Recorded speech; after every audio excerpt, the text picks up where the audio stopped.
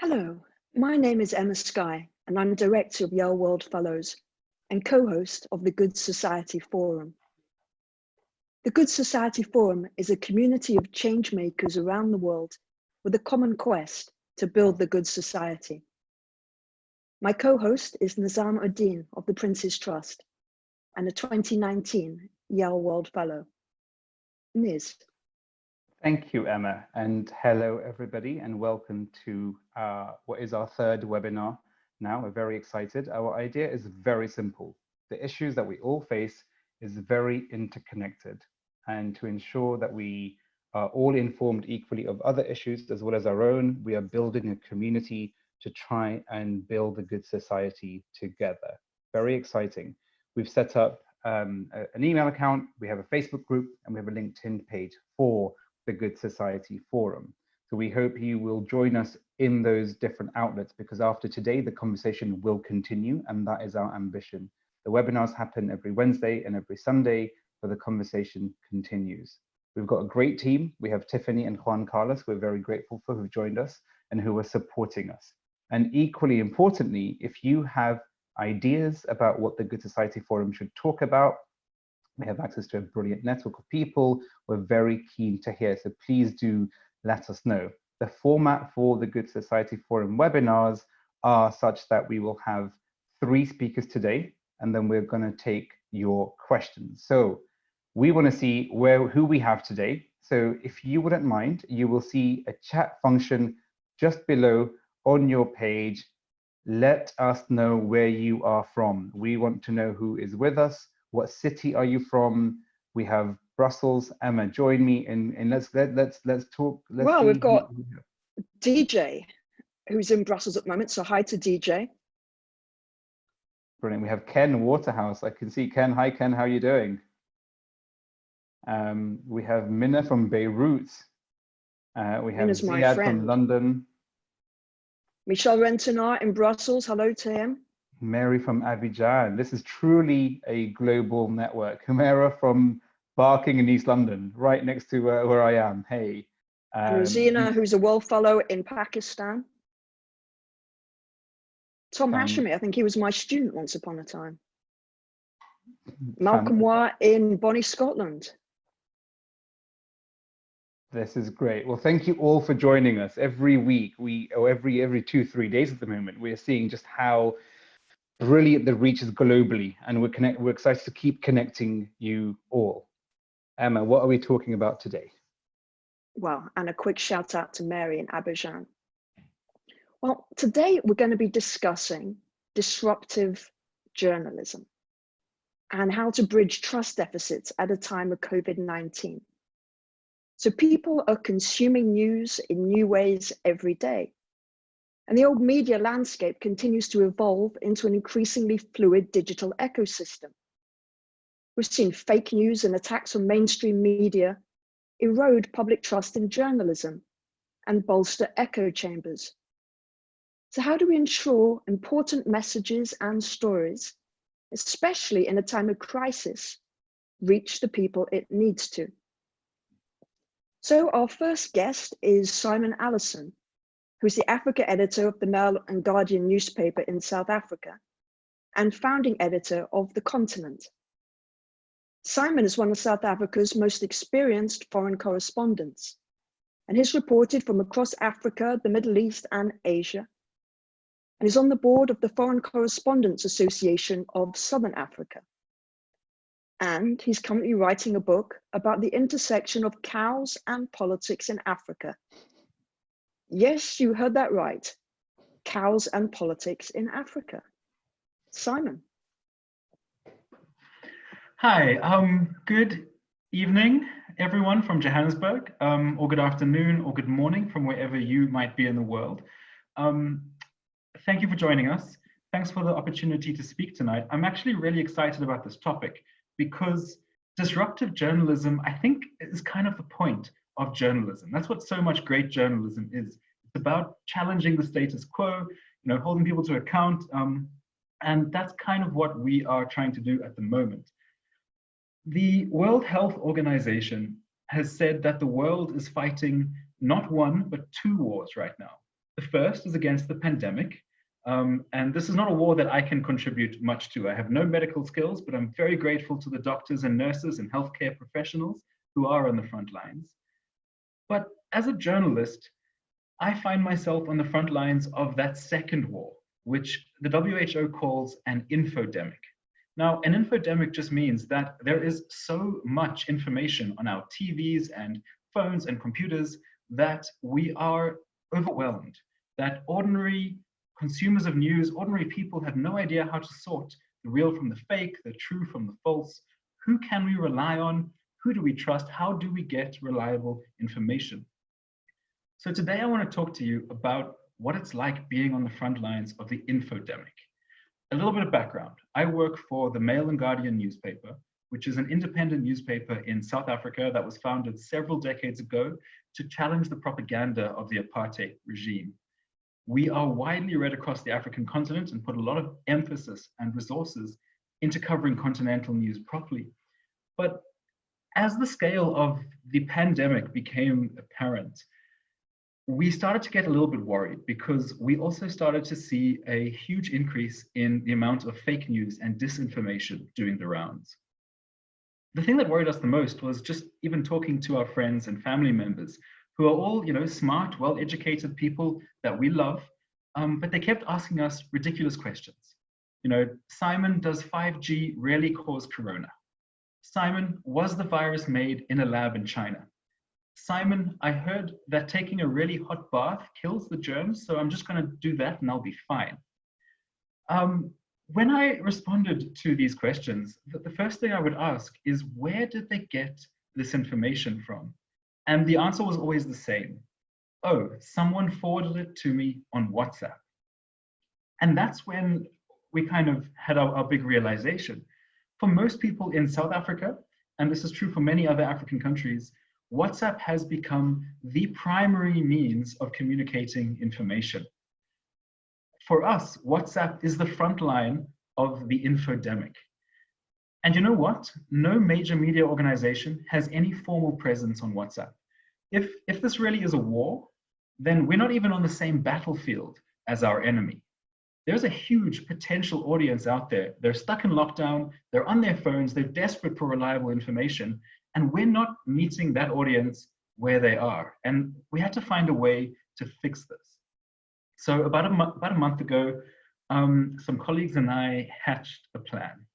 Now, I wish that we could claim credit for it, but the plan was not entirely original. There is a Zimbabwean news organization called 263 Chat, run by a media visionary called Nigel Mugamu. And 263 started as a news website, which it still is, but a couple of years ago, Nigel had this really brilliant idea to package up his news into a PDF and distribute that PDF via WhatsApp. It was a genius thing. It was a masterstroke. He already had the news. He just got someone to lay it all out nicely, and then they could send it to these networks. Very soon, they had tens of thousands of subscribers, and then you could take that to advertisers who would pay to advertise in the PDF edition. So we decided to follow in the footsteps of 263 Chat. What we did is we've created a brand new publication to house all of our Pan-African content. Now, we've called this thing The Continent, and we describe it as a newspaper, but it's not a traditional newspaper. It's not printed. There's no website. What it is a PDF that looks and feels like a newspaper. I've asked Nizam to send around the link on the group. You can download the latest edition for free and have a look for yourself, see what it looks like. If you read it on a laptop, it's going to look a bit strange because it is optimized for WhatsApp to be read on a phone. And what you'll see is it really has the feel of a newspaper. It's also got the quality standards of a high-end product, both in the writing and in the design. And this was really important for us because that's quite difficult to mimic. Most fake news looks and sounds kind of amateurish. The quality of our design and writing is a big part of how we can convince our audience to trust us. But the most obvious benefit of this model is distribution. Most countries are on lockdown. You can't cart around physical newspapers. People can't access physical newspapers. People also struggle to access websites in many African countries because data is expensive, whereas WhatsApp on many cell phone providers has a sort of zero-rated service or is comparatively much cheaper. So when we are printing this newspaper, as we say, there are no distribution costs. It's almost entirely free. And that means that this thing can travel far and wide. Within a week of our launch, and we had no advertising with the exception of a couple of tweets, we had built up a database, a subscriber database of a few thousand people. Now, just think of the exponential power of this network. We send our edition to a few thousand people. Each of those people forwarded on to a few of their friends or a few of their WhatsApp groups. Each of the people that receive it there forwarded to a few more. Suddenly you're talking about audiences in the tens of thousands of people, perhaps hundreds of thousands.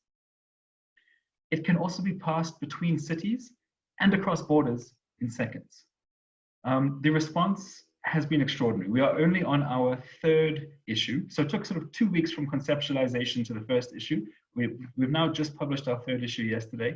We've had people all over the world getting in touch with us to sign up.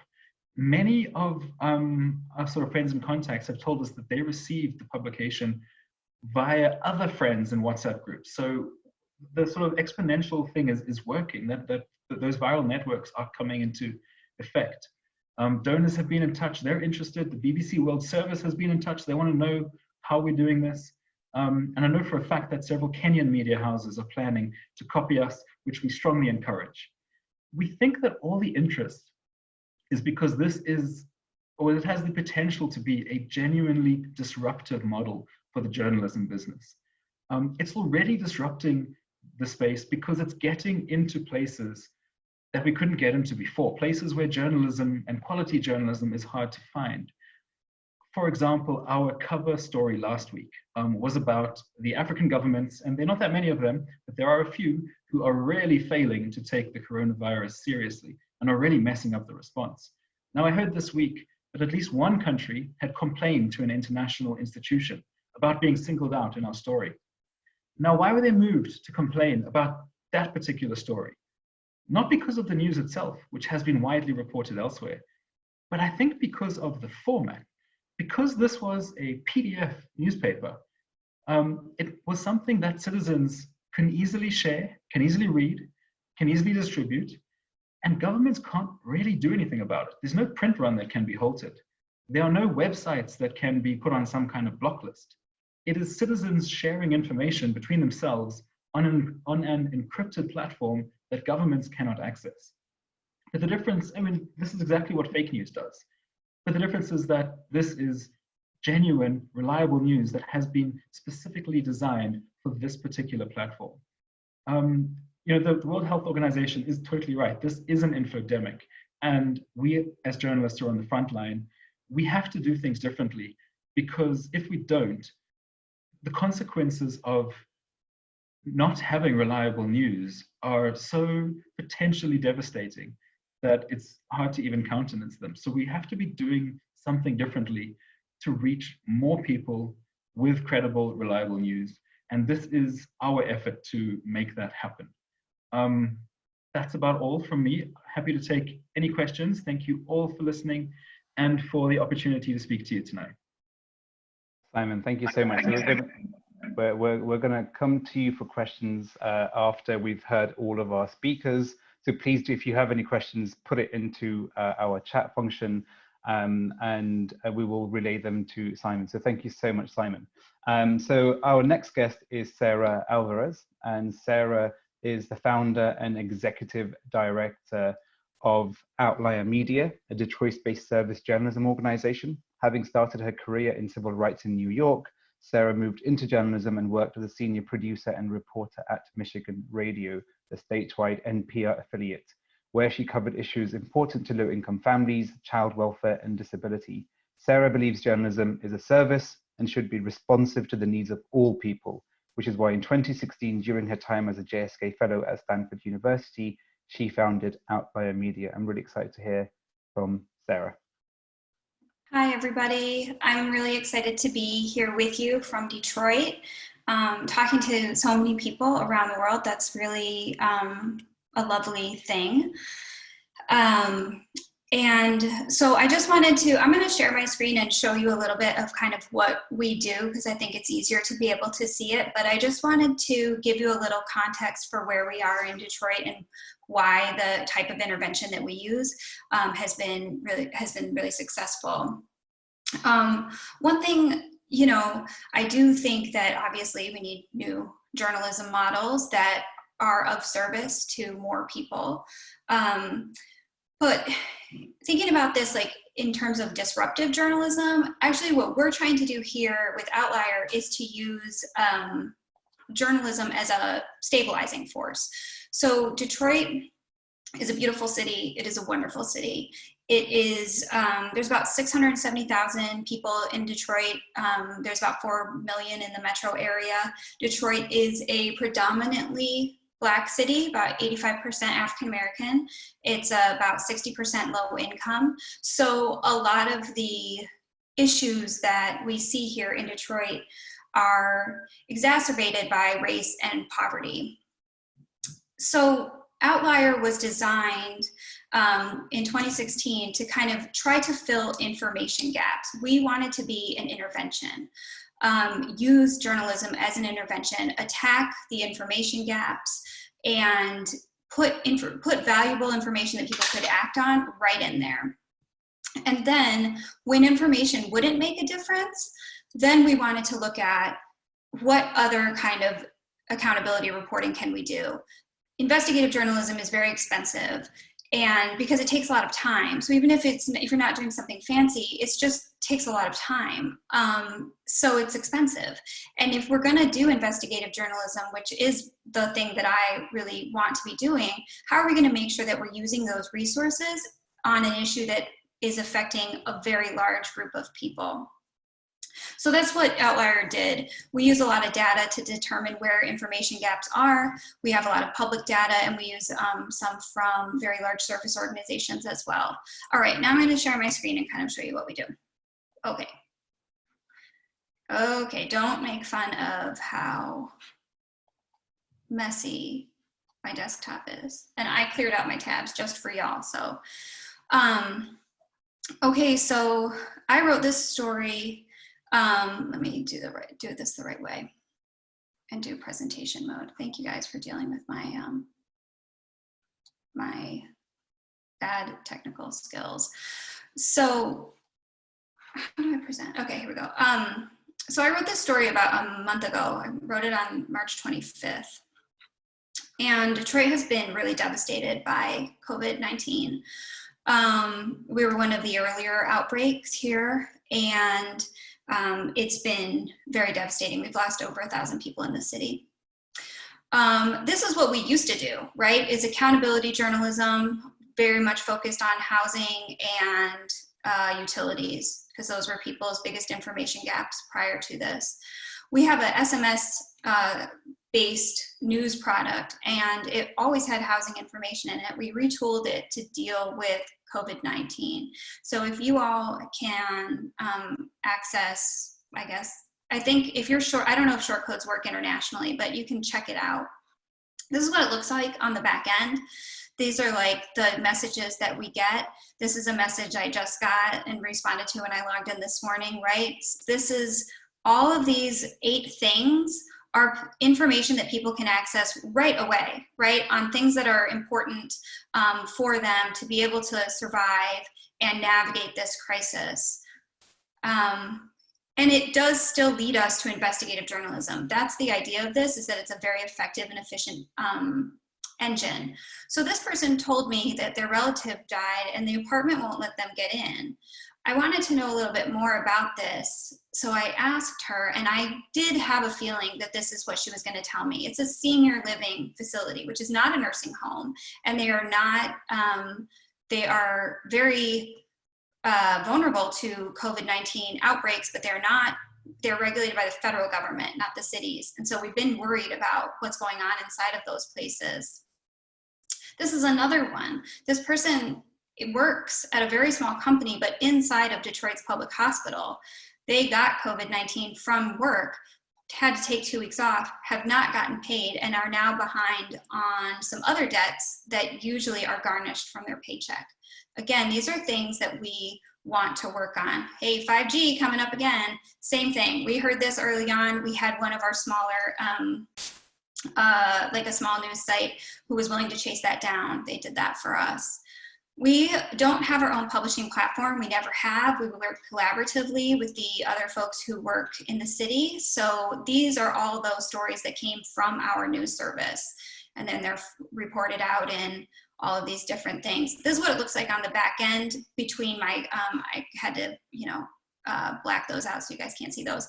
But this is like what it looks like day to day when the employees are sharing this information, and we're telling each other like, oops, I jumped in there. You need to follow up with that person.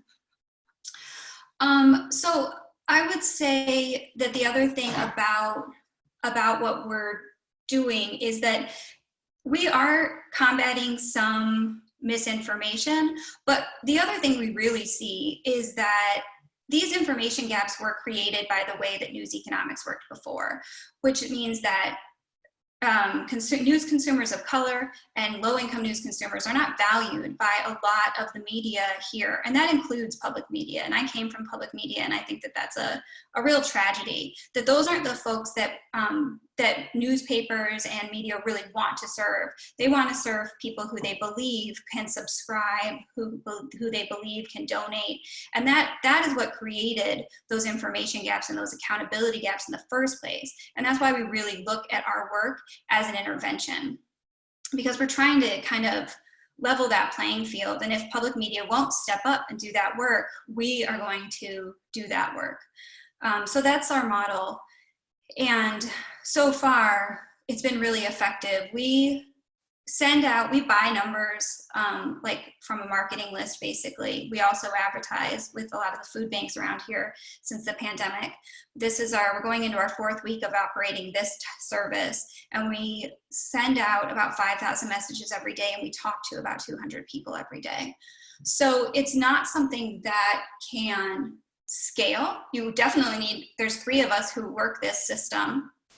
And it's not something that scales easily, but it does replicate easily. So we've also helped a news collaboration in Milwaukee, Wisconsin, get one of these up and running, and they'll be launching on Monday. So that's a little bit about us, and I'm very happy to answer questions. And yeah. Sarah, thank you so much.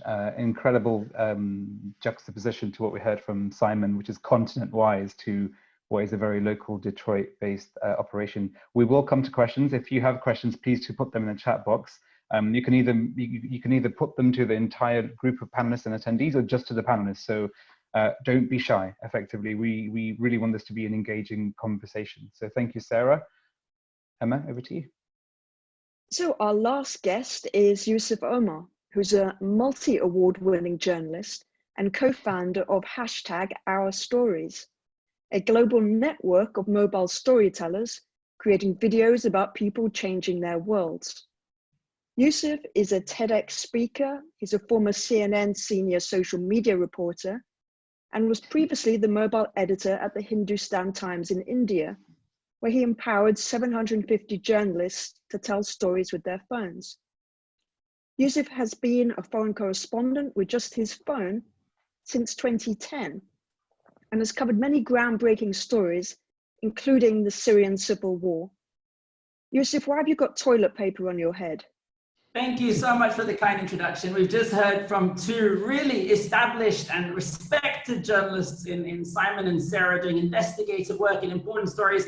And now you're seeing this clown with toilet paper on his head. The reason I have toilet paper on my head is because we are really approaching the COVID-19 crisis from a camera-first approach. We are looking at how we can empower communities all over the world to tell stories with their mobile phones, even through their eyes. I mean, right now I'm wearing a camera on my face. I'm recording you as you're watching me. We are distributing, we've sent cameras like this to communities all over the world. We're curating content. And I will say that COVID-19 and the coronavirus coverage, there has never been a better time to curate user-generated content. There's never been a better time to tell what's really going on the ground. We've got so many people at home that are documenting their existence.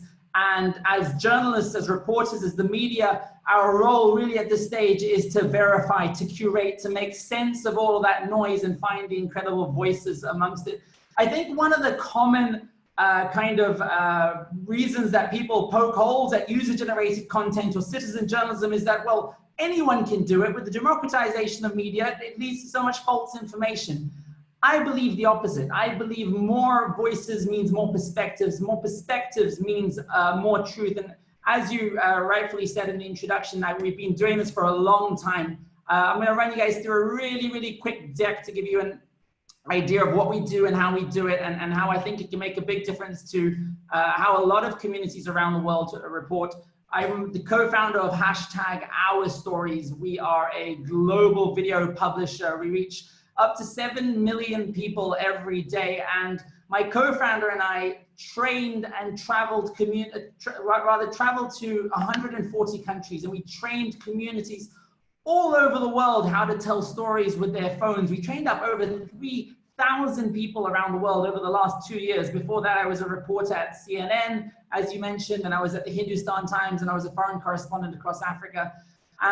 What's really interesting is our audience are really young. 13 to 24 is our audience. The majority of them are in that bracket, much younger than most traditional media outlets. And that will come across in the kinds of content that we will show you. And 70% of our audience are in fact women. So we know we reach very young women. We're primarily on Snapchat, but we also broadcast on Instagram, YouTube, Twitter, Facebook, TikTok, and we're even on television in the US. I think it's really interesting how the United Nations have gone about describing this crisis. They said we can't resort to the usual tools in such unusual times. The creativity of the response must match the unique nature of this problem. And I think that we need to really come up with interesting and novel and new ways to deal with what is a really new and difficult problem. I'm going to be looking at 4 things in this presentation. I'm going to be looking at episodic user-generated content, which means how do you work with citizens around the world to verify content and get really high quality footage from people? How do we utilize augmented reality, like the toilet paper on my head, to actually do better quality journalism and better quality storytelling? What is wearable journalism? What is the idea of wearing a camera on your face, and how does that lead to interesting content? And finally, social VR. We've heard a lot about virtual reality, and we've heard a lot about social media, but there's an intersection now of those two, and it's leading to very interesting forms of storytelling around the coronavirus. So on to premium user-generated content. This is the idea that you're not just sifting through the massive storm of content online and picking whatever you want that's gone viral already, like the Chewbacca mum. No, it means you're working with communities. You're training them how to tell stories with their phones. You're helping them with their storyboards and their script. You're helping them with their narrative. You provide them with the facts and figures so that we can do better quality citizen journalism. And in that process, we're gaining access to new voices and views that we haven't heard before. One of our partnerships is with NBC in the US, for example. They wanted to hear from young people around the stimulus checks. As you know, many, many young Americans are getting a stimulus check to help them during these difficult times. COVID-19, I was laid off. Laid off from my job. In the next few months, a lot of us are going to go on. The reality is more than 80. So that's just one example of how we were able to get access to many different voices around the stimulus check. So we're not talking to the politicians and the financial ministers who are telling us about the fiscal policies. We're speaking to the people on the ground that are actually being impacted by this money that they're receiving. The second format that we're finding is really successful is what we call check your prejudice. We've seen so much prejudice around the COVID-19 crisis. We've seen African migrants that are being attacked in China. We've seen Chinese diaspora populations that are being attacked in Western countries. And the opportunity to give some of those communities an opportunity to share their stories has been a really important way to fight this prejudice. My life as an Asian American has been changed by the coronavirus. There's been stories of friends being spit on, name called. Name calling, but also reports. Or one of the big prejudices I had was around makeup artists. When you hear about makeup influencers and bloggers, I'm like, meh, I can't believe they get more likes and followers than I do with such frivolous content sometimes. But then I realized that they're doing such meaningful stuff. This is not a COVID story, but in relation to Earth Day, event that took place the other day, and the ability to look at people that are doing amazing things with makeup to tell their stories.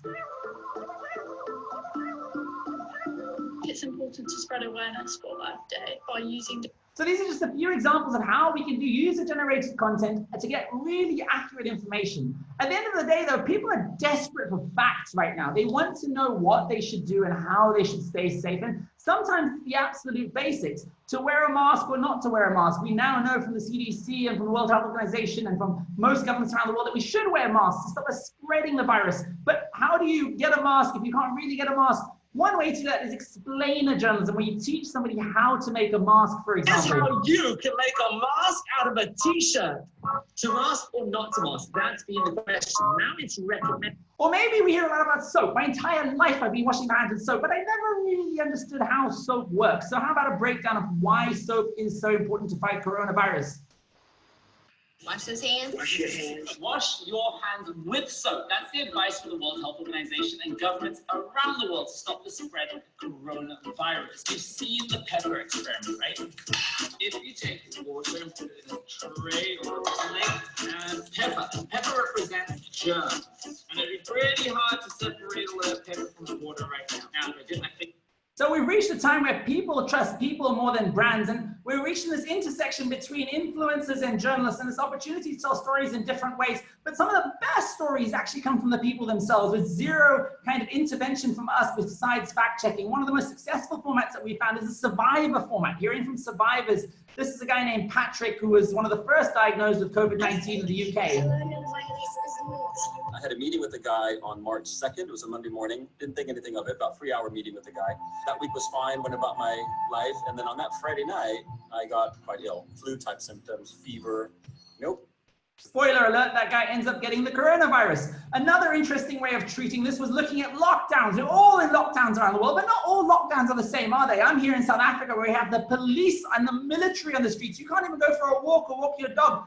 Your UK lockdown is not a lockdown. I'll show you a real lockdown. We managed to get voices from 16 people around the world around their lockdowns, sharing their perspectives. Almost every country in the and women from each family, not everywhere. Colombia. Some places you only can get out depending on the numbers of your ID. The world's biggest. And some of those countries are really interesting. Men can go out on one day and women can go out another.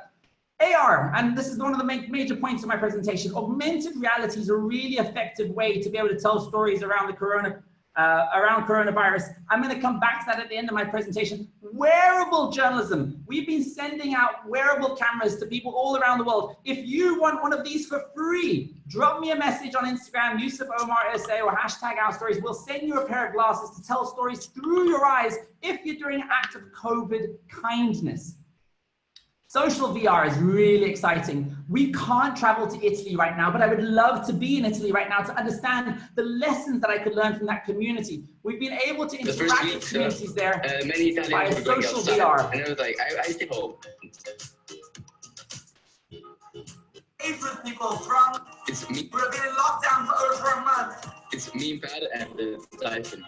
14-year-olds who are living in Milan. I think every country in general should not open. And that's been a really, really interesting experiment, the ability to really dialogue with people around the world using social VR to kind of have conversations that we otherwise wouldn't be able to have. I'm going to stop sharing my screen. I'm going to come back full screen. And I just wanted to show you one final thing. And this is the idea that we are able to distribute AR lenses all over the world to tell people basic things. Don't touch your face. If you're going to sneeze, sneeze into your elbow. We're finding that if we can administer instructions via the camera, we're able to get better quality storytelling. So we're able to send these to people all over the world so that it gives them the right information where they need it most, which is on their selfie camera, because they're creating amazing stories all the time. And that's it from me.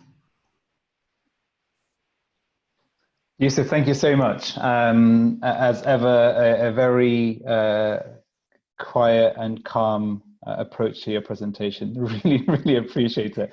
That was fantastic. I am so grateful to our panelists today, who represent such an incredible cross-section of what journalism is and how you guys are using disruptive journalism to address what we've entitled trust deficit. So I guess the first question I would love to ask, given that you have such different contexts that you come from, is where are the trust deficits coming from your perspective? Why are the issues in trust when it comes to journalism? And I know you talked about how you're addressing it, but it would be great for our audience to know where the issues come from in the first place. Yusuf, can I start with you? Yeah, I think that the trust issue is a massive one, and it's become one of those polarizing issues. I'm finding that COVID-19 is almost becoming the Brexit of the UK, or it's becoming the kind of the previous election that we had of the US. We're total opposite ends of the extreme. We see complete opposite ways that even we are policing populations, right? You've got guys who are armed that are in government buildings in the US. You've got people here in South Africa that are being beaten to a pulp in townships. You've got these like juxtapositions of like some people who are adamantly don't believe in COVID-19 and have the right to protest that, people who don't have the right to protest that. And so many of us are stuck in the middle. We're so confused. And I think from the comment section here, we're seeing one thing come through, and it's this fear mongering. It's this idea that people are losing trust and faith with traditional media platforms as well. And partially it's because everything's breaking all the time. Breaking news, constant, we're gonna die, we're gonna die, we're gonna die. I think that we need shades of light and dark. I think we need to pepper our content with a sense of optimism and hope, with a sense of constructive journalism. Here's a problem in society. COVID-19 is a very real problem, and here's somebody making it better. I think we need to move beyond the numbers, beyond the how many people, what the R number is, how fast it's spreading. I think we need to move to the whys and the hows. How is this going to look in the next 2 years? What is the future of work going to look like? What's the future of socializing going to look like? What do we do in a post-handshake world? I think that everybody already knows the numbers. We can find it out ourselves on Twitter, way before traditional media can give it to you. And those are relatively undisputable. The real worry right now is you have global leaders, such as Donald Trump, who have come up against the World Health Organization. So what we've looked at for the longest of time as being the respected voice of medical wisdom is now being challenged. And I think that's where it gets really confusing. Thank you. Sarah, can I come to you to talk about the trust deficit? Yeah, I mean, here in Detroit, and I think this is true in a lot of local places, but especially a community like Detroit, where the majority of people are not white, the media has done a very poor job serving the largest group of people in the city. So the trust deficit is really because journalism was always produced about Detroit for other places. It wasn't produced for Detroiters. So that, and so Detroiters, I think, have been very right not to trust a lot of the narratives. It's not, there is information that is indisputable, but a lot of what journalism is about narrative choice, and the narratives that we decide are going to be popular, and narratives that are going to explain our reality to people who come after us. And those choices have been made to sell news to Metro Detroit news consumers, not Detroiters. So the trust deficit, I think, is like completely understandable and logical. And I also think that it's because we don't have a high quality news product all the time. We have a news product that's trying to sell something, not provide information. Brett, thank you so much. Simon, you're on mute. 1 second. Good to go. Let me speak from the perspective of the Mail and Guardian. We are a weekly newspaper, so our news is a little bit slower. It tends to be more in depth, more detailed. Sometimes we've been accused of being a little bit boring. Not sure I always agree, but that's our sort of, that's where we come from. What we have seen over the last 3 months is an extraordinary, almost migration of readers to our site. As people, I think, they're so, as we talked about, so overwhelmed with information, they're looking for places they can trust, places that are credible.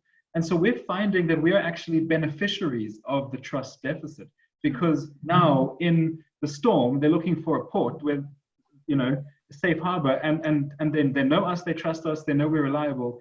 And so that's really encouraging. We've been able to increase our subscriptions dramatically over the last few months.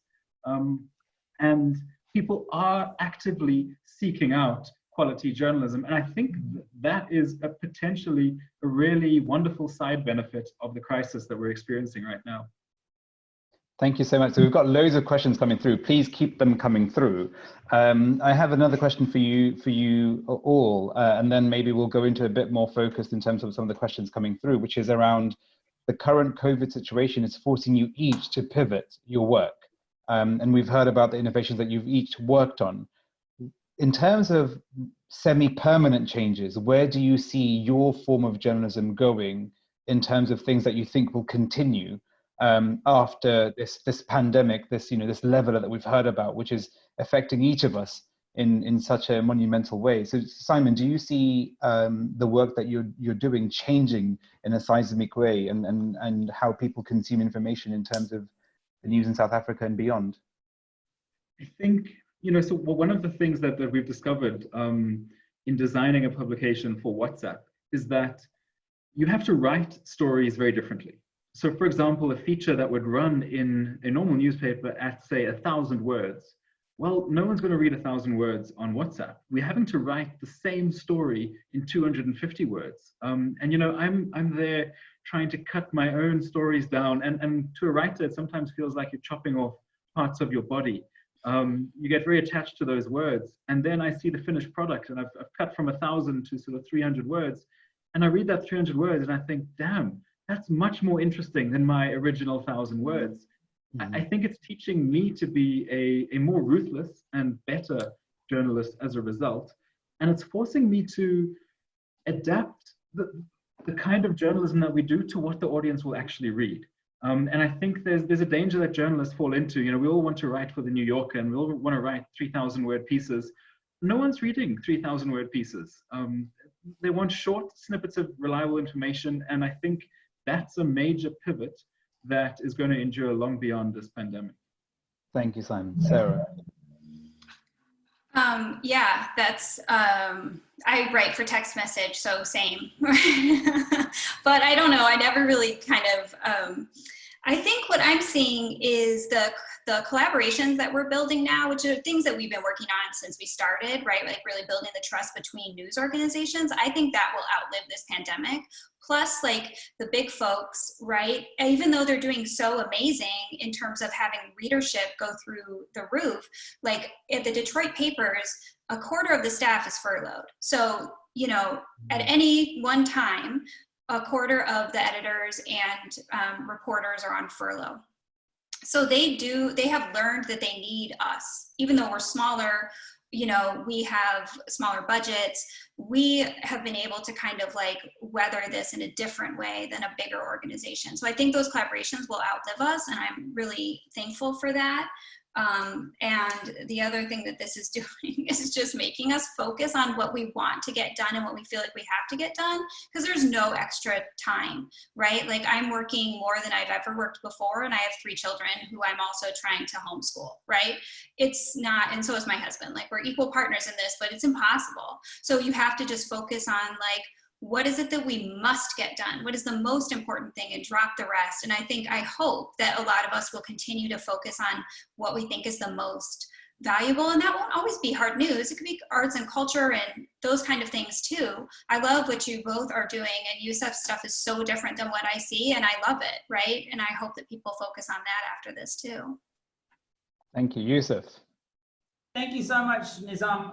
I think in many respects, we were quite lucky, right? We're a decentralized media organization with citizens around the world who we've trained. So we weren't disrupted in a major way by like not having to meet in an office as a team or kind of any of those dynamics. We don't have a printing press that has to go out or a paper that has to be read.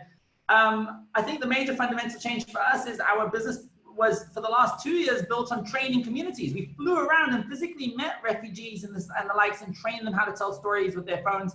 Now we've had to take that entire process online through webinars and online forums. And I think that's been a real pivot. And to be honest, it's made us smarter, and we've had to think about a more scalable way of empowering communities. And these AR lenses is part of that experience. Being underwater is the best place not to get COVID-19.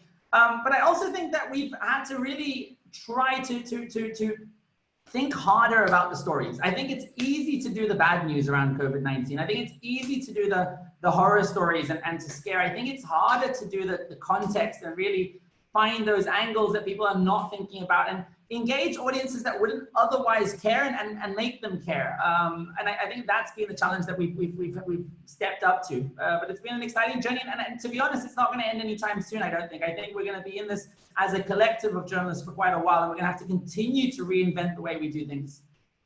Great, thank you. And so going to some of the questions that we have, there's been a really wide range of questions. I guess the first question I'll pick up is maybe, Simon, you can speak to this, which is around the responsibility of journalists and journalism to stick to facts and not maybe a fear-induced base of journalism, which we know might get paper sold. How do you find that balance for the Mail and Guardian? You know, it's a really tricky one because, I mean, just as ordinary consumers are overwhelmed by the amount of information out there, so are us journalists. We are trying to report on this pandemic. Most of us are not health reporters. This is not our specialty. We are suddenly having to learn how to be health reporters, and it's an incredibly complex and difficult topic.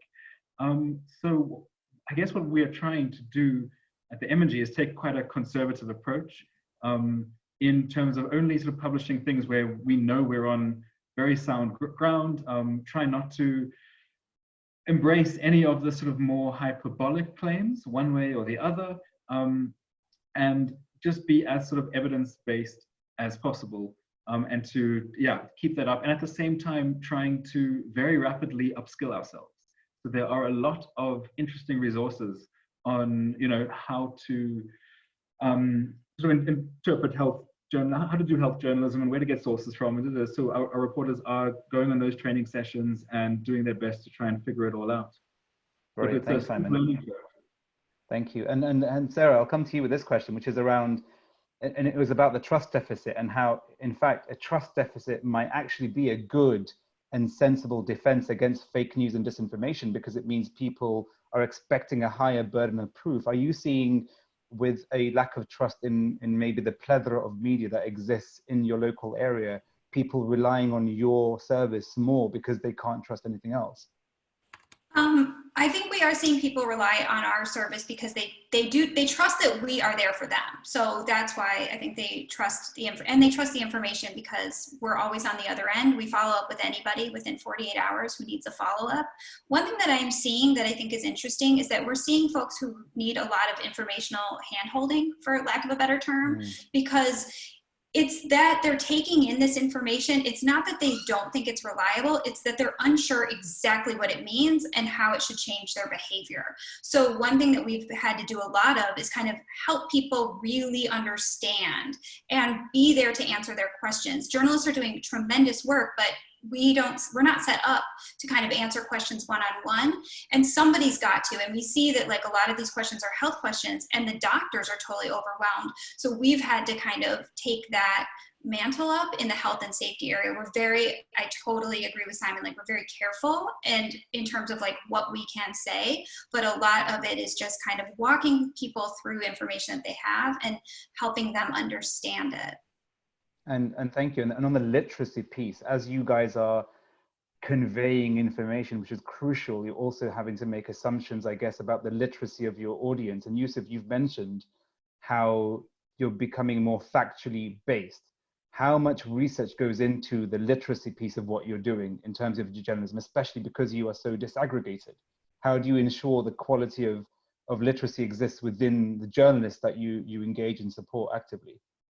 Yeah, massively. And I think that's the most important part of the puzzle. As a media organization, all you really have is trust, right? And you lose that trust or get it wrong, and you effectively have lost your audience or even your ability to publish on several platforms. And any story that we put out that a citizen journalist sends in, we have a team of 3 people that spend at least 8 hours on sculpting it, really fact-checking it, verifying all of that.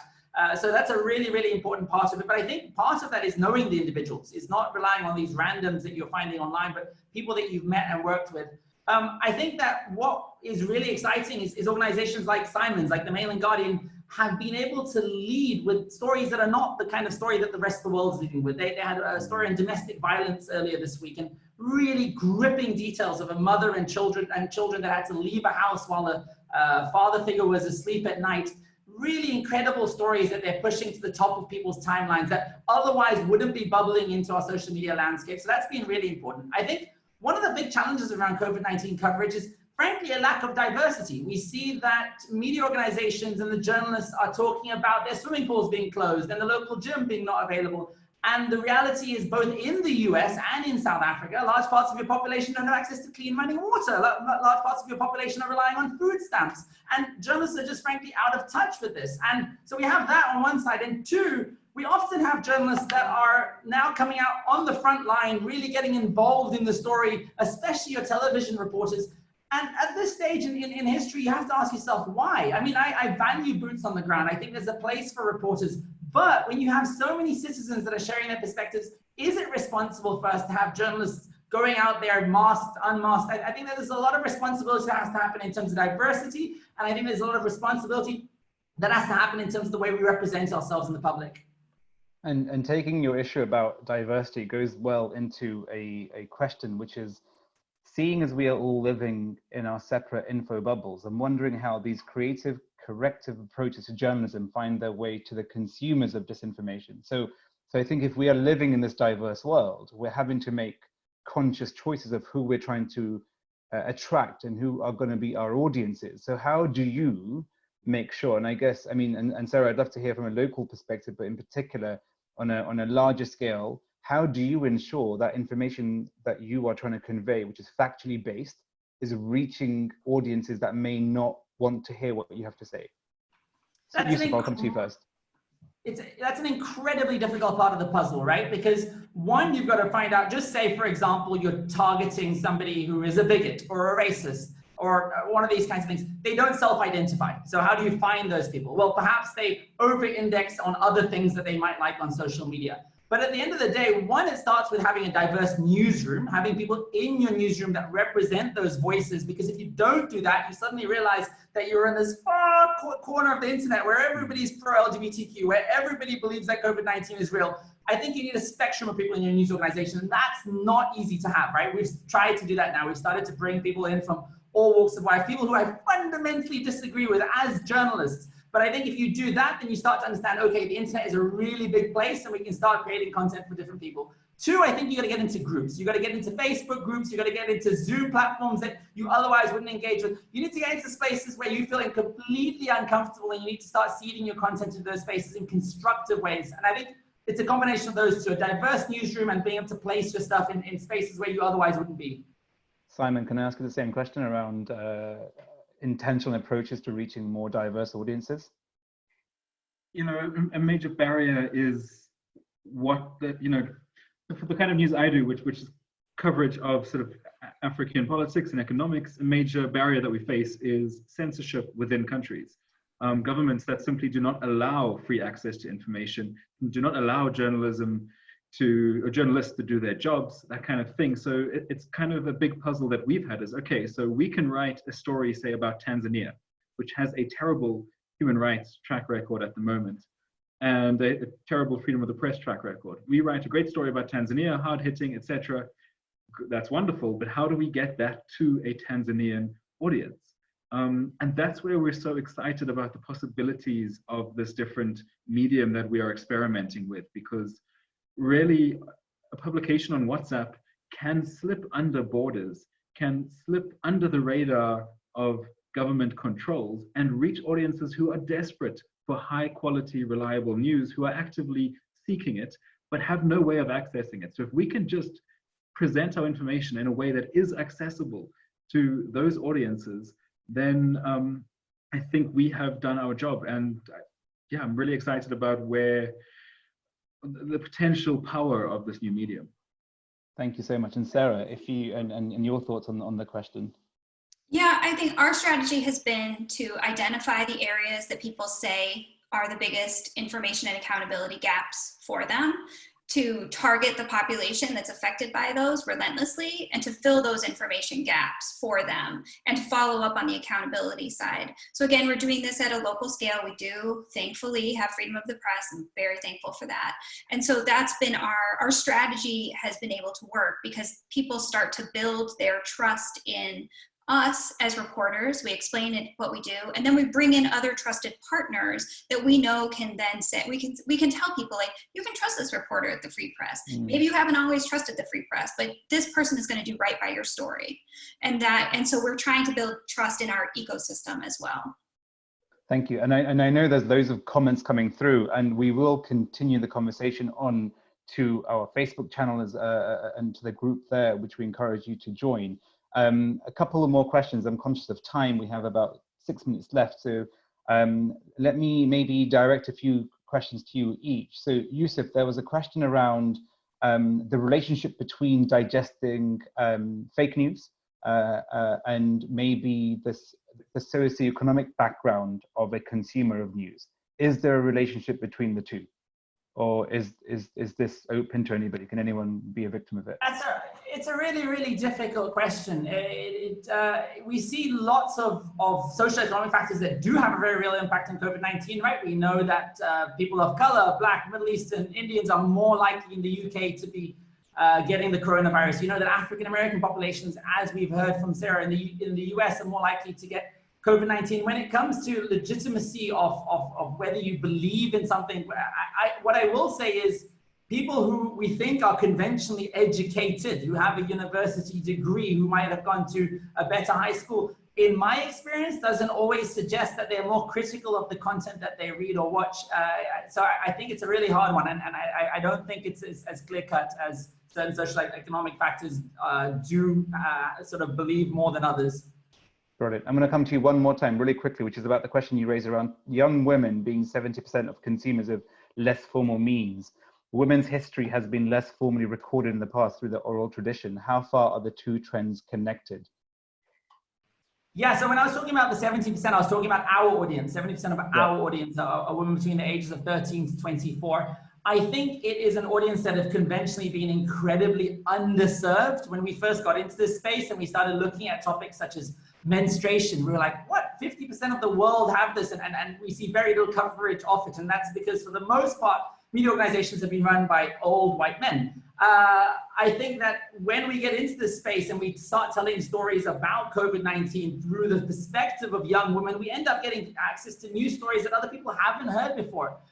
So I don't think it's as, I personally don't think that there's a particular type of template or content that resonates more with them. I think simply they haven't been served. They haven't really been addressed. Their issues haven't been listened to. And most importantly, their voices haven't been represented. We haven't seen a lot of young women that have been the experts that have been on camera talking about the viruses. It's always been men. So I think both in terms of your audience and in terms of the experts that you present in front of that audience, it's really important to have both gender balance across both. Thank you. And Vanessa's point was, and I think I may have misconstrued it, was exactly what you just said, which is I think the fact that you have such a high number is possibly because of a lack of representation in the past. And Sarah, on that, do you find a similar correlation with the consumers of your service in terms of people who take it up are the very same people who feel like they're not represented in other channels? Right, because it's not just representation, it's an actual need, right? Like it's a real information need, and we are very much interested in filling that.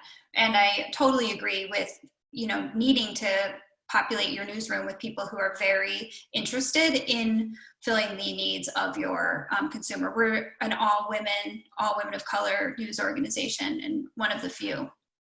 Fantastic. And Simon, last question to you, which is around, should kids in school get a mandatory school subject called distrust before you can trust your messages? And I guess because you work for quite a large publication, what is the relationship between the work that you do and trying to build literacy and resilience to fake news with younger audiences? I think that's a great idea. I think that basic media literacy should be a pretty substantial feature of any school curriculum because it is such an important skill and only becoming more and more important. You know, it's not hard to check your sources and double check if your news is real. There are a few basic skills that you can employ to make sure that your news is reliable. Most people don't have those skills. We should be teaching them. And we as journalists should also be doing a better job of being proactive about that. I mean, we should be in schools pretty regularly, meeting young people and being like, hey, this is who we are. This is why you can trust us, because this is how we do our jobs.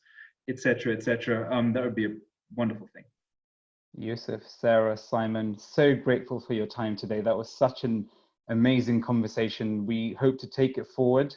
But before you go, over to Emma. Well, thank you very much, Sarah, Simon, and Yusuf. Yusuf, I want a pair of those glasses. I'm really jealous. And thank you to the audience from all over the world for joining us. Now, on Wednesday, we'll be continuing the discussion on journalism, exploring if COVID is actually enabling the resurgence of traditional media. So please join us then.